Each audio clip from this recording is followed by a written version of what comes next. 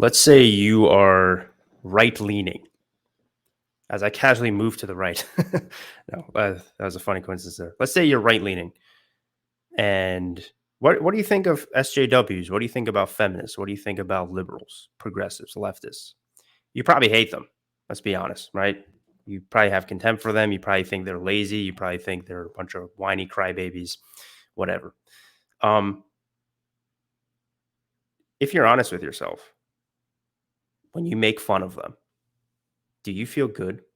Just a little bit. Do you feel a little good? Do you feel is it kind of fun to make fun of them, right? I mean, the the key words right there, make fun, right? Is it fun? Do you feel enjoyment from seeing SJWs, leftists, whoever just fail, do stupid stuff, leftist destroyed compilation, gold digger thoughts destroyed compilation, you know? Does that make you feel good? Probably. And if you are on the left in self-improvement YouTube, there's less of those, but you guys exist. Um, it'll be the opposite. How do you feel when you see, an America First guy get destroyed or Donald Trump do something dumb or one of his followers says something stupid or whatever, right? Some dumb Christian fundamentalists get wrecked. You probably feel good. It makes you feel powerful. Is that something that's bad? Well, this is an interesting topic. As always, I'm going to be taking this through a Nietzschean lens. So, if you were the Ubermensch, would you need to look down on other people in order for you to feel powerful? Would you need to validate yourself through the negation of somebody else? Probably not. However, you're not the Ubermensch. I'm not the Ubermensch. Anybody who says that the Ubermensch is even close to it is lying and haven't read Nietzsche. Because when Nietzsche says, and I forget where he said it, but basically he talks about how all of the higher men that he writes for, and all the best examples of the greatest men in the past still have more in common with a normal person than they do the Ubermensch. All right. So that means that even the greatest among us are more similar to the lowest among us than we are to the Ubermensch. Okay. I haven't talked about the Ubermensch almost at all on this channel, which is pretty rare given that I talk about Nietzsche a lot because it's such a misunderstood idea and a concept. And it's so open to interpretation. But he has explicitly said things like that, meaning that unless you yourself think you're at the greatness level of a Napoleon or a Julius Caesar or Frederick the Great, I don't know, like you're no. You need, similar to what most men are, which Nietzsche talks about a lot, is that they need to have some sort of person to compare themselves with in order that for them to feel good and valid about themselves. And so he actually talks about this in Thus Spoke Zarathustra. I'm going to read a passage here. Uh, it almost doesn't sound very Nietzschean, but in a way it is very Nietzschean. It's almost like advice to the common man, which you and I are. Okay.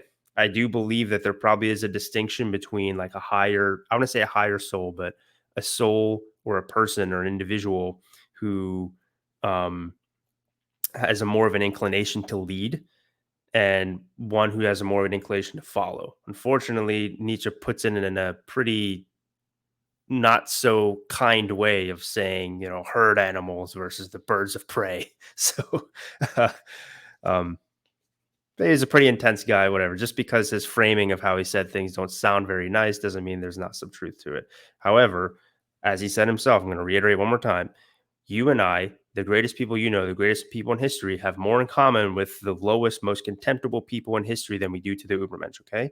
I'm not going to explain too much what the Ubermensch might be then in this video, but I am going to explain that a passage here is called War and Warriors. It's in the first part of Thus Spoke Zarathustra, where it almost seems like he's giving advice to more common people, all right? Because it's not the advice you would give to the Ubermensch. So let me read it. War and Warriors. I'm not sure if I'll go through the whole entire section, but I'll go through most of it. Okay, so here it is. War and Warriors. By our best enemies, we do not want to be spared, nor by those either whom we love from the very heart. So let me tell you the truth. My brethren in war, I love you for God, sorry, I can't read. My bad. Let me start over. My brethren in war, I love you from the very heart. I am and was ever your counterpart, and I am also your best enemy. So let me tell you the truth. I know the hatred and envy of your hearts. Ye are not great enough not to know of hatred and envy. Then be great enough not to be ashamed of them. And if you cannot be saints of knowledge, then, I pray you, be at least its warriors. They are the companions and forerunners of such saintship. I see many soldiers. Could I but see many warriors? Uniform, one calleth what they wear. May it not be uniform what they therewith hide.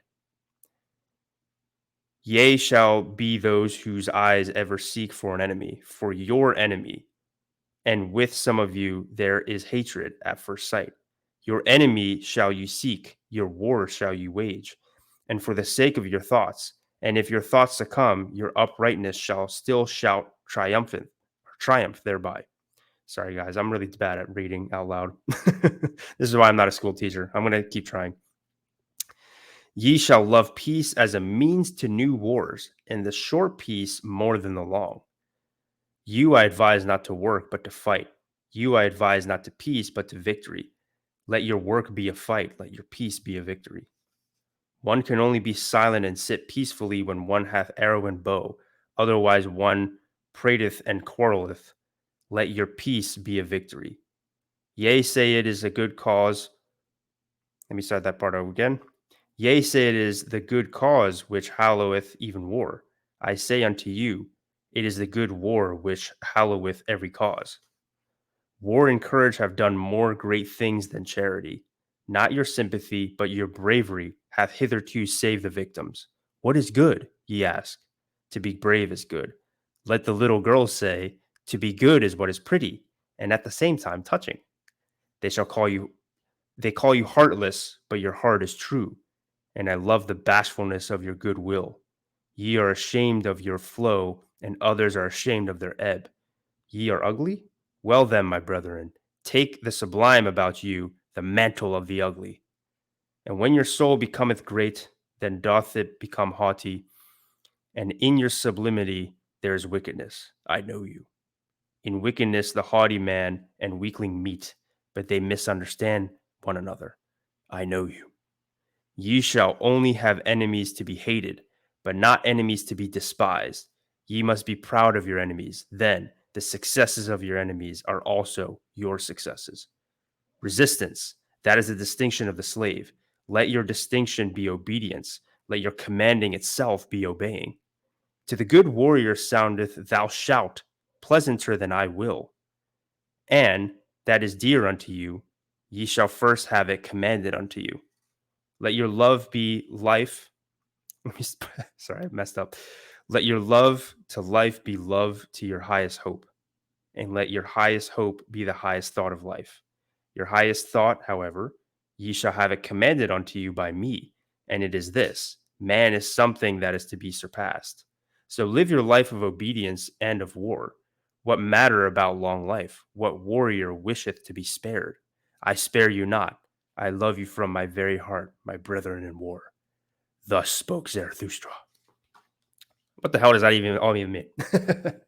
Basically, what he's talking about there. So there's a few very key parts of what he's talking about there. So I should probably bring this back up again, or at least so I could see it. So a previous passage he's very famous for is the three metamorphoses of the spirit, which I talked about in my last video, my main channel. It was a key theme to that whole entire video of actually defending the manosphere. So there's a part where he says, "To the good warrior soundeth, thou shalt pleasanter than I will." So thou shalt is basically society and all the ideas of the past, commanding the camel, the first stage of the spirit, the that bears the load of societal expectations, um, and instead, the resistance and resisting that, the next stage is the lion, where you say, I will, right? And so it's very weird. It's like, why is he saying that you should be more like a camel than a lion? Well, Nietzsche doesn't believe that the camel is a bad thing. He also believes in orders of rank, right? And so I think this passage, it's interesting because the book, the title of Thus Spoke Zarathustra, or the subtitle is something along the lines of like a book for everybody and a book for nobody. So what does that mean? Well, a book for nobody, if he's writing for the Ubermensch, right? The Ubermensch doesn't exist. The Ubermensch is like it's an ideal to strive for. It might exist in the future, but doesn't exist now. None of us are even close to it. Okay. Um, and it also, when it says for everybody, that means all of us. That means the commoners. That means the higher men. This is my interpretation, at least. So it makes perfect sense that the subtitle of "Thus Spoke Zarathustra" is that, and he says something like that because a lot of what he's talking about there, I think, is they're sort of prescriptions to common people, right?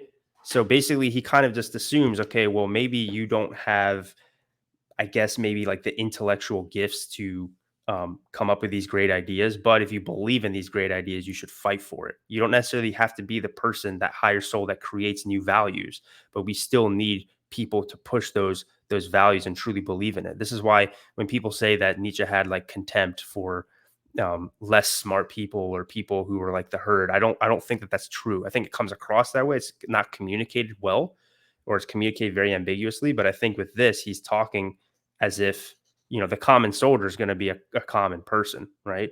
But he has respect for those people, and they're the people that help move good ideas forward, right? And so he talks about how the common person, and again, I still believe that, and like he said himself, the common person and a great person, the commanders, whatever you want to call it, they still have more in common than they do with the Ubermensch. So he talks about how the inevitability of hate, how hate feels good, how it's normal for you to, um, want to achieve and whatnot, and not feel bad about it. He even compares men and women here. When I talk about in my channel all the time, the self overcoming instinct in men and the self preservative instinct in women. This part, uh, they call you heartless. Oh wait, not this.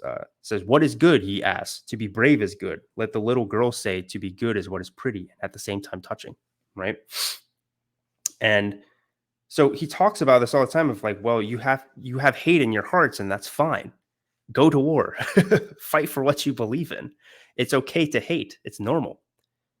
And fundamentally that is sort of reactive, but that's just the reality of how humans are, you and I included, right? It's a very idealistic way to think that, oh, we're not driven by hate. Only the Ubermensch isn't driven by hate, but we humans, we are. Okay. So we shouldn't feel bad about it. We should use it. We should understand that that's the truth. And then, therefore, once we understand it, that's going to have less power over us. And then we can actually do something about it.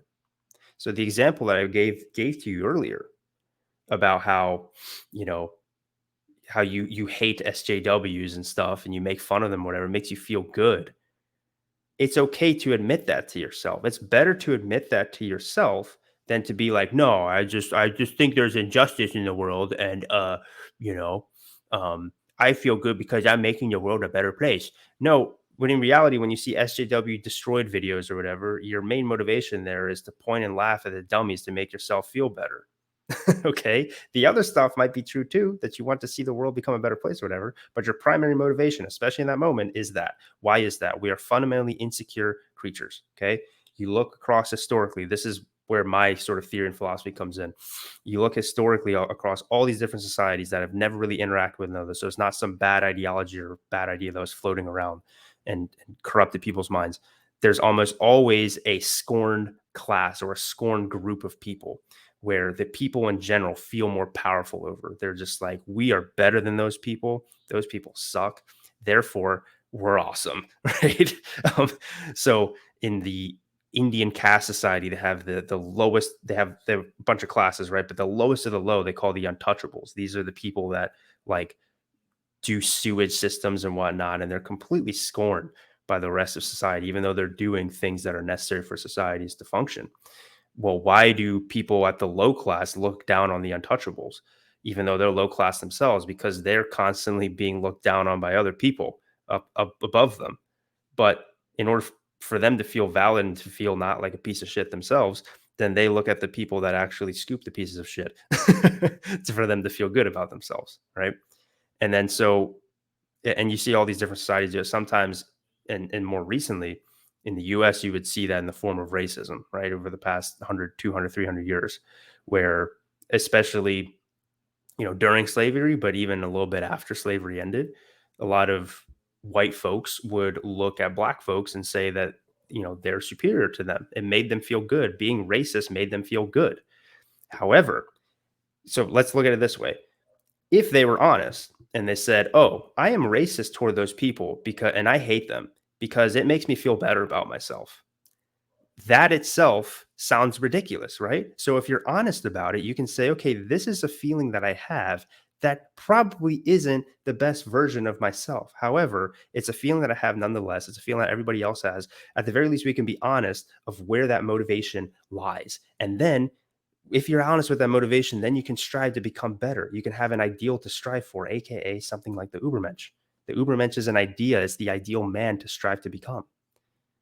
It's the ideal future, you know? You want to build and make things better and better and push humanity forward into the future to bring about a potential great person one day, that can, I don't know, save humanity or something. like, but it's important for you to acknowledge that you have hate. That is part of the human condition. All right. Now, this is a little bit different than what he was talking about there. What he was talking about there was hate towards your enemies. So this is another thing that I observe is, you have yourself here and then you have the scorn to make yourself feel better, but you also want to have some sort of antagonist to make yourself feel heroic, make yourself stronger. Um, and he said it himself, you want to love your enemies because what your enemies' victories are your victories, especially if you beat them, right? And so any great story has a very worthy antagonist to fight against. That's what makes any story interesting. Life is just a collection of stories. We all believe that we're the protagonists of our story. So you need to have some sort of struggle to fight against. And in order to be psychologically healthy, in order to live greatly. And it's pretty cool because modern neuroscience shows that there might be some like an actual uh, neurological effect to this. So there's this thing I was listening to the Andrew Huberman on the Modern Wisdom podcast with Chris Williamson, and they talked about the structure of the brain called the AMC, where when you overcome difficult things, and that's where where willpower seems to come from or develops is the AMC. And as you do more difficult things, you actually get rewarded with like these feel good chemicals when you are doing things you don't want to do, things that are tough, things that are struggle. So we could even see neurologically, if we're just talking from a purely materialist worldview, nothing metaphysical, um, how potentially that can actually make you psychologically healthy or neurologically healthy, more accurate maybe. Um, is like you're overcoming things, you're overcoming a struggle. So you being here, overcoming a struggle helps you feel better, but also you looking down, that's your higher self, right? When you're doing that, but you also looking down on somebody makes you feel good too. And I think what most people would say, given that sort of framework, is let's just focus on overcoming, getting better. But it's an inevitable part. Nobody's perfect. You're still going to want to have people that you look down on in order to affirm yourself, right? If you're at the top of the mountain and how do you know that it's a great accomplishment for you to be at the top of the mountain? Because you know that most people can't make it to the top of the mountain. You look down at all the people that failed and you feel kind of good.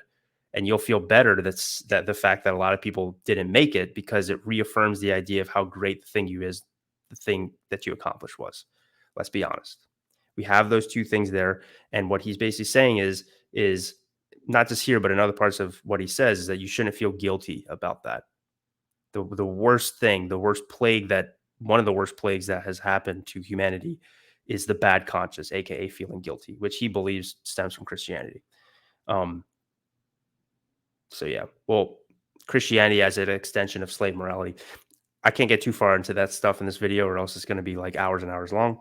The point is, hate feels good, and that's okay. Because in order for you to understand and actually live to a higher purpose, a higher self, in accordance to your values, you need to be real about the utility of hatred and the fact that you have hate in your heart no matter what. There's no such thing as not being a hater about something. Anybody who claims to is lying to both you and lying to themselves. All right. And then those are the types of people. This is where like a Jungian shadow comes in. They don't integrate their shadow at all. They repress all the bad things in, and then it just explodes out one day. And it screws up their entire life. Don't be that person. Acknowledge what hatred you have about stuff, be honest about it, and see what that says about the things that you're lacking in your life, what insecurities you have, and then try to adjust that according to higher values and according to a higher ideal. But you need to be able to have the courage to identify the things that you actually hate first and where that hate actually comes from. Okay. Hope that makes sense. I say that a lot because, when I talk about this stuff, I just let my mind go free and everything. And sometimes I feel like it just doesn't make sense. So if it doesn't make sense, I apologize. I really do. I'm trying my best. It's hard to talk about this stuff, especially off script and just off the top of my head. Um, but I really hope that it helps. Uh, so yeah, hate's not bad. A lot of times hate can feel good and it can be good. Yeah. Yeah. Something to think about. Thanks for watching. See you next video.